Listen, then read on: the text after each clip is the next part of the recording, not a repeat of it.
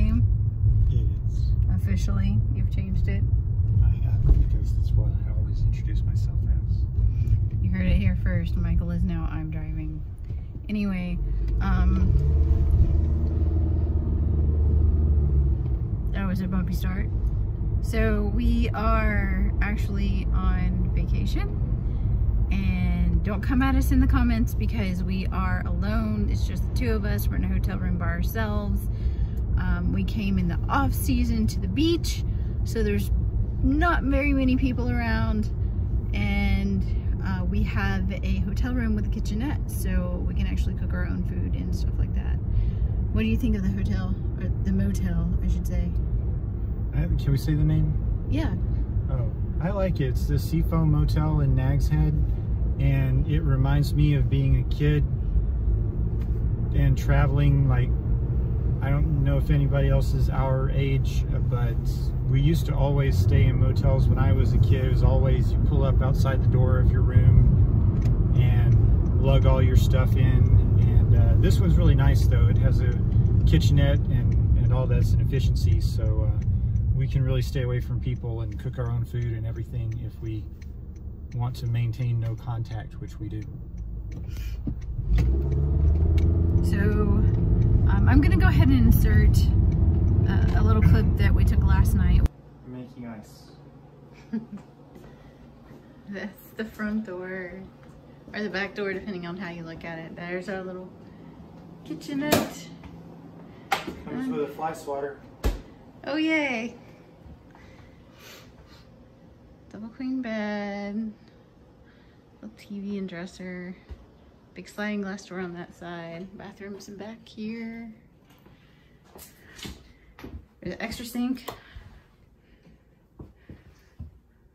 in the closet, which leads into the bathroom. Another sink, which I like, because then if Michael's taking a shower or using the bathroom, I can brush my teeth. So, kind of old and worn down, but very clean.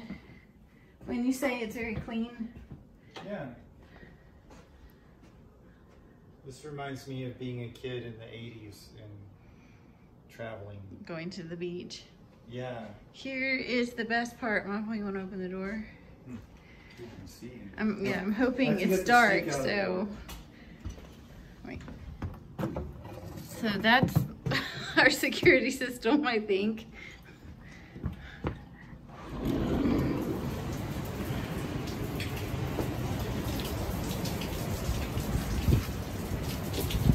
We'll get better footage of this tomorrow, but yeah, we're right.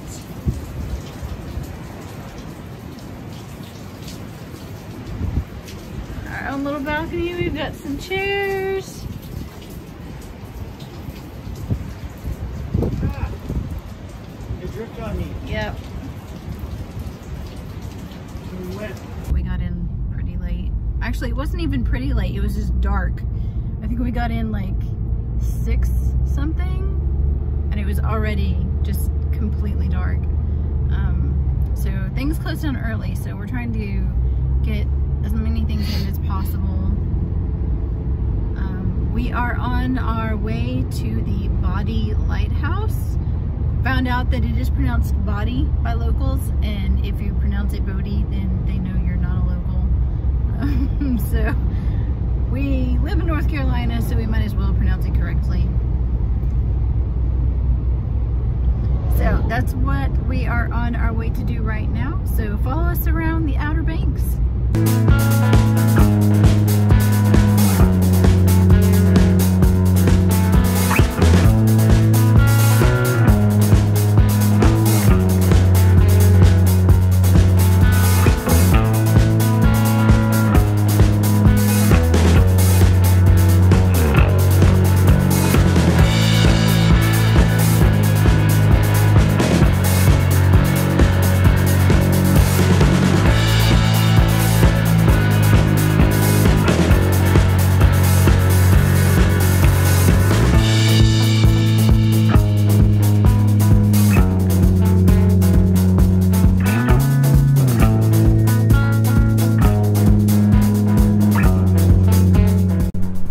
This is the first lighthouse we came to on our trip. This is Body Island Lighthouse.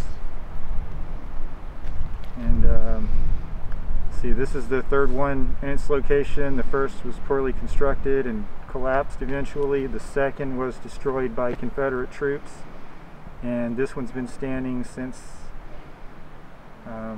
sometime after the Civil War. I don't remember the year exactly, but it's on a sign over there, so we'll insert a picture of it. This one has its original lens, which is rare for lighthouses in general, and especially for East Coast lighthouses.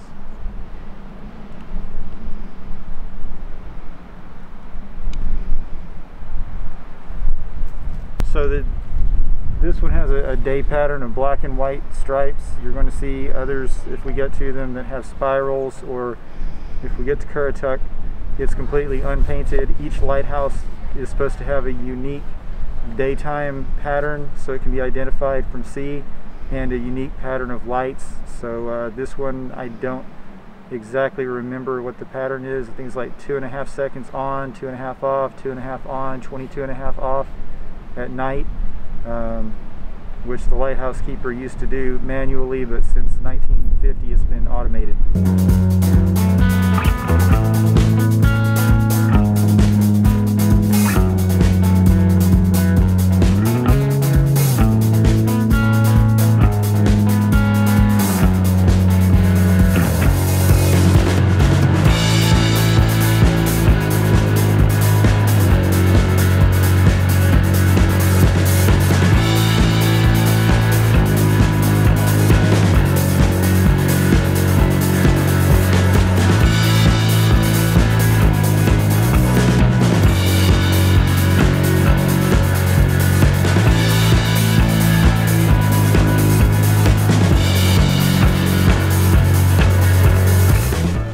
The Wright Brothers Memorial. I'm not sure relative to here exactly where the first flight in 1903 was, but behind me is the first flight centennial sculpture, I guess you'd call it. It's kind of just a model. So you can see the plane and the photographer and the audience. And up on the hill is the memorial for Wilbur and Orville Wright. Not sure if they're buried there. Maybe we should look that up.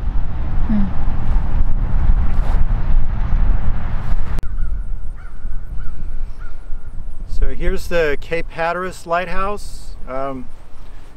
This version of the lighthouse was completed in 1870, just like the last one we were at, Body Island. It's not the original location. This lighthouse was moved in 1999. This is not a remote location. There's a nearby village, so there's a plaque back there where the son of the last principal lighthouse keeper said this was a popular place for people in the village to gather, so it's not a lonely life. Over here are the lighthouse keeper's houses. The small one's the principal keeper's cottage, and the one over there is it's called the double keeper's cottage. I don't know what that means, other than the last lighthouse also had a double keeper's cottage that looked similar. Maybe two families live there? They might be. Maybe it's like I almost said the night shift. Obviously, lighthouse keeper is always the night shift, but maybe they're like the backup lighthouse keepers. Speaking as an environmental engineer, I do enjoy the rainwater capture system they have. If you look on the right side, you can see how the gutters are piped into a Y, and it goes down to some kind of a stone cistern where they captured rainwater off the roof. I don't know if they drank that or used it for something else, but I noticed it at the last lighthouse too, and I'm going to go take a closer look at it.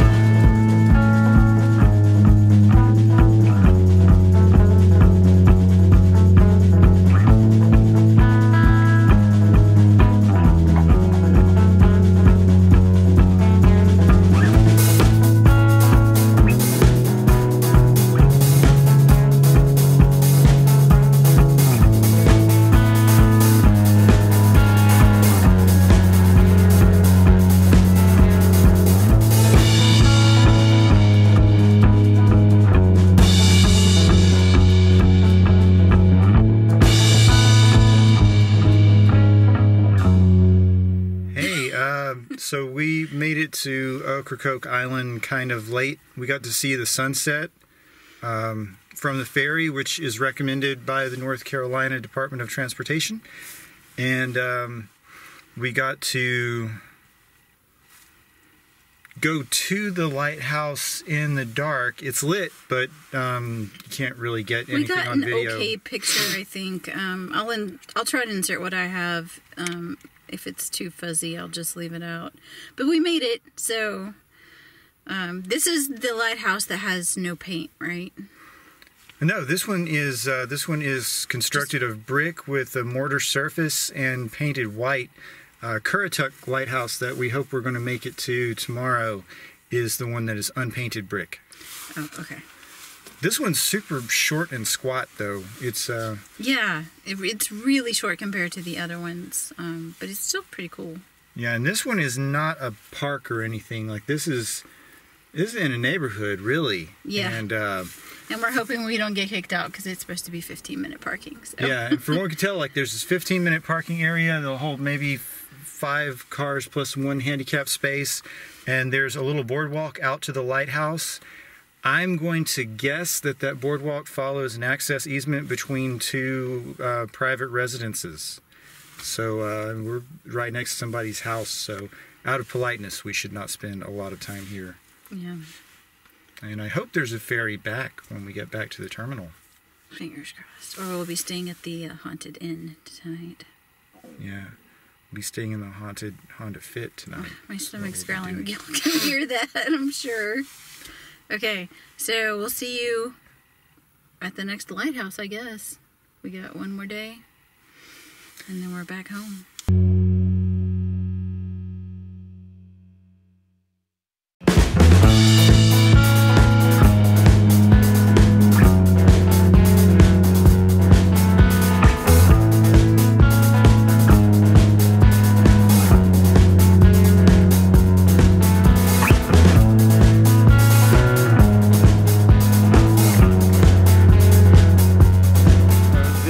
Currituck Beach Lighthouse. We're in Corolla, North Carolina, like the car. This is the newest of the 4 Outer Banks lighthouses, built in 1875. I guess each lighthouse has to be unique in the day, so this is the one they left completely unpainted to contrast with the solid white Ocracoke, the spiraled Hatteras, the striped Body Island, and now this one unpainted because they were too lazy to come up with something new. It's not on the beach despite the name. I'm not even sure how far away the ocean is. Unfortunately, they're only open on the weekdays right now, so we won't be able to really see the inside of anything. I think that's the keeper's house.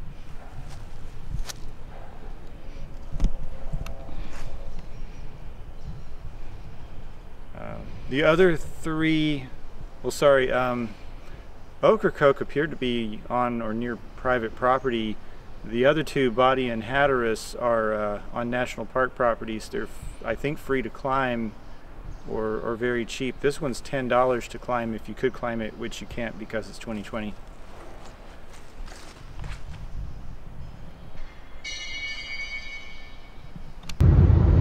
We're on the way home now. We left the Outer Banks. We still have almost 6 hours of driving ahead of us.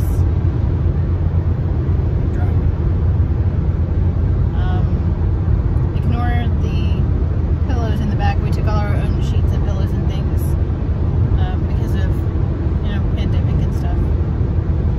And as you can see, we're driving right into the sun.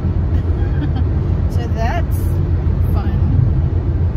What was your favorite lighthouse? Probably Hatteras, but I don't know because we didn't get to go in any of them, so it might have been different if we'd gotten to see the inside. It was kind of neat to see how Currituck was almost downtown in the little village instead of being out in a remote location. So the lighthouse keeper doesn't have to be some monk-like existence. I'm trying to find some shade. I think I like like the exposed bricks, but I thought they were pretty cool once I saw it. So I hope you enjoyed following us around the Outer Banks.